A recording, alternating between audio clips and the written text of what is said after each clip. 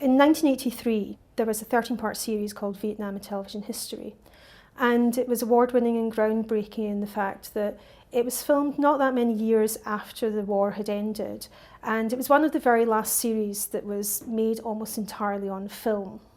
And it consisted of almost 300 interviews, about 100 hours of stock footage, and about 5 or 6 hours of B-roll shot in Vietnam shortly after the war. Our job at National Boston was to try and reconstitute the original interviews, B-roll footage and stock footage that had been shot for the original shows. We were fortunate that the IMLS gave us funding to work on this project because reconstructing film is very time-consuming and therefore quite expensive to do. Even though I knew it was going to be a huge project, when the boxes started to arrive, I was still amazed by the vast amount of cans and boxes full of tapes, audio and film. In order to put the materials back together again, you really have to understand how documentaries were made on film, in the fact that things would be filmed on negative, but when the programme was put together, they would cut the negative. So in order to reconstruct the interviews, we had to go through a very lengthy process of first identifying what the cuts were in the negative. Karen and her team have spent a lot of time matching up the various rolls, using the old film notes from the actual shoot to try and find out which camera rolls match with which audio rolls, because there were thousands of camera rolls and they'd all been cut into pieces. So it really was a jigsaw puzzle, and even with Karen's Excel spreadsheet, which went on for many pages, we still had to do a lot of detective work.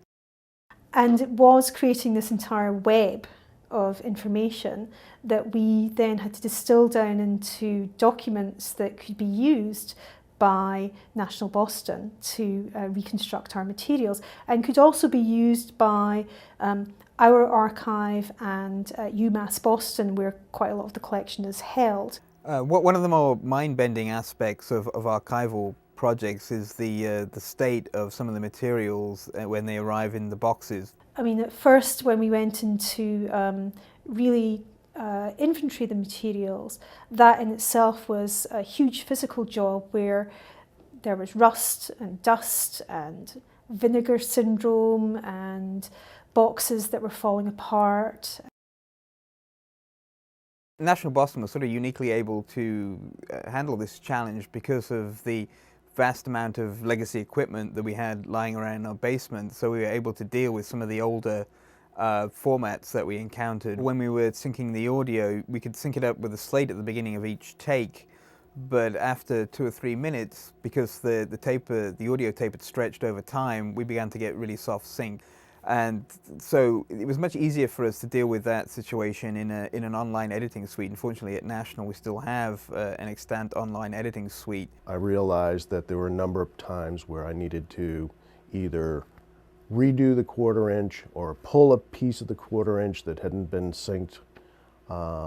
Usually at the end of an interview, at the end of the tape, because the tape would run out on Nagra and would lose the last 3 seconds of an interview. So, had to go around the building, find some splicing tape, get an editing block, and splice on some extra leader. Plus the fact of being able to pull in the Tascam reel-to-reel into my suite. To do this, I didn't have to go back to Steve and say, hey Steve, I need you to retransfer this audio. I had it all there in my suite. We have great engineering support. We also have a great deal of experience dealing with some older formats and the problems that you encounter trying to work with them. There were two very distinct stages to what we were doing with the project. There was one layer of physical reconstruction, and then there was another layer of, how do we make it physically available on the web? And that involved cataloguing the interviews and transcripts and classifying them. And also we TEI encoded the transcripts And we also used a tool that will allow us to sync the transcripts up with the video on the web. So just now we're in the final technical put together of all the web elements and also the design for Open Vault Vietnam. And so we're setting out more of a slightly more future-proofed website where we can add content more nimbly going forward once we have Vietnam on the web. So the projected launch of the website is at the end of April 2010, but then after that we'll still be working behind the scenes, adding content into the project. We really wanted somebody local that we could build a really good personal and professional relationship for the project, because the thing about the Vietnam project is that the content was so rich and so difficult in some ways because it was to do with the war. Archiving projects like these, you always end up at some point in time developing a personal relationship with them.